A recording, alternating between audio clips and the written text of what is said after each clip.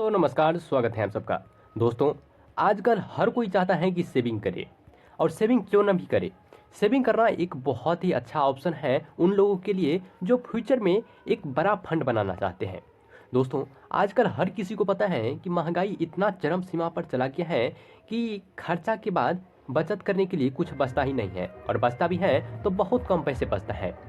और गरीब लोगों के लिए तो काफ़ी बड़ा समस्या है, क्योंकि गरीब लोगों का जो सैलरी होता है, मंथली इनकम रहता है, किसी का 10,000 रुपया रहता है, किसी का 15,000 रुपया रहता है, तो किसी का 20,000 रुपया रहता है। इनसे कम ही रहता है, हालांकि ज़्यादा नहीं रहता है। तो आज मैं आप सबके लिए एक ऐसे प्लान्स लाया हूँ जिसमें अगर आप सेविंग करते हैं तो एक टाइम पीरियड के बाद आपको 69 लाख का फंड बन के तैयार हो जाएगा। सेविंग कितना करना है, तो बस आपको 1,000 रुपया मंथली आपको इसमें जमा करना है। और 1,000 रुपया मंथली कोई भी जमा कर सकता है, चाहे कोई कितना भी गरीब क्यों न रहे, क्योंकि आजकल हर किसी का 10,000, 15,000, 20,000 सैलरी रहता है, और इसमें से 1,000 रुपया कोई भी इसमें से जमा कर सकते हैं, यानी कि सेविंग कर सकते हैं। तो दोस्तों, ये जो फंड है ये एसबीआई का है, और एसबीआई का तो हर कोई जानता है कि एक सरकारी बैंकिंग कंपनी है, साथ ही इंडिया के सबसे बड़े म्यूचुअल फंड एएमसी है।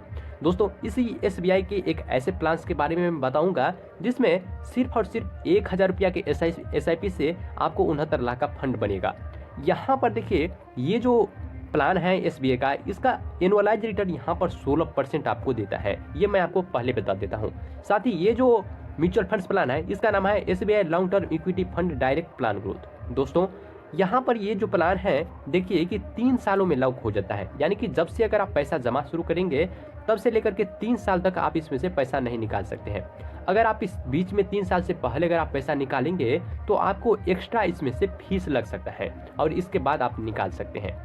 दोस्तों, सबसे पहले इसके बारे में हम चलो कैलकुलेशन करके देखते हैं, फिर इसमें हम देखेंगे कि आपको इसका जो होल्डिंग है किस किस कंपनियों में है, इसका सेक्टर वाइज देखेंगे, इसे एनालिसिस करेंगे कि इसमें किसको जमा करना चाहिए और किसको नहीं जमा करना चाहिए, हम ये भी देखेंगे। तो चलिए शुरू करते हैं फटाफट से। लेकिन इससे पहले अगर आपने चैनल को सब्सक्राइब नहीं किया है तो सब्सक्राइब कर ले, ताकि हर आने वाले हर वीडियो का नोटिफिकेशन आपको मिलता रहे। तो चलिए सीधा हम कैलकुलेटर पर चलते हैं। दोस्तों, यहाँ पर देखिए हमने कैलकुलेटर ओपन किया है, और कैलकुलेटर में यहाँ पर हमें क्या करना है, सेव करना है, यानी कि मंथली हमें जमा करना है 1,000 रुपये।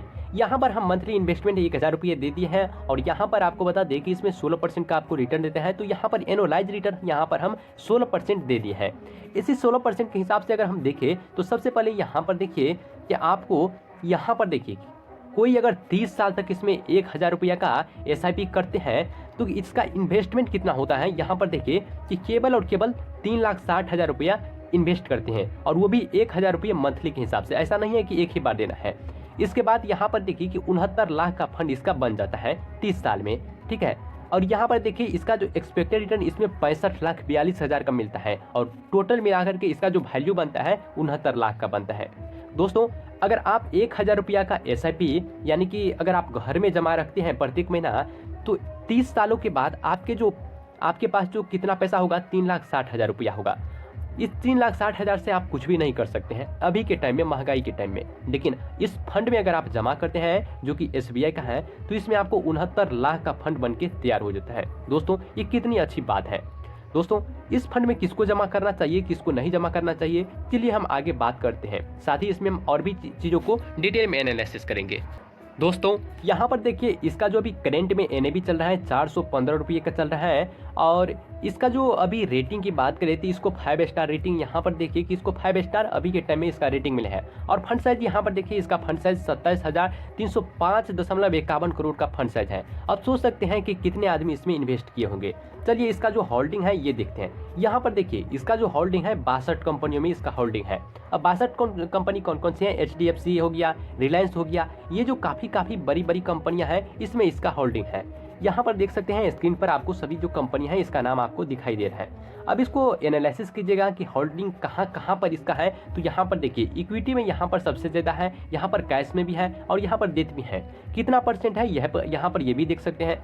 साथ ही आपको बता दें कि इसमें आपको रिस्क ज़्यादा यहाँ पर आपको देखने को मिलता है। तो अगर आप रिस्क लेने के लिए तैयार हैं तब आप इसमें से आप बिल्कुल इन्वेस्ट कर सकते हैं। रिस्क लेने का मतलब ये नहीं होता है कि इसमें आपका पैसा डूब जाएगा, ठीक है। इसमें ये होता है कि मार्केट के हिसाब से अगर मार्केट डाउन जाएगा तो आपका पैसा कम होगा, अगर अप जाएगा तो यहाँ पर आपका पैसा ज़्यादा होगा। तो ये अप डाउन जाता रहता है। लेकिन अगर आप लॉन्ग टर्म के लिए आप लगाते हैं तो आप बिल्कुल इसमें लगा सकते हैं, इसमें कोई बड़ी बात नहीं है।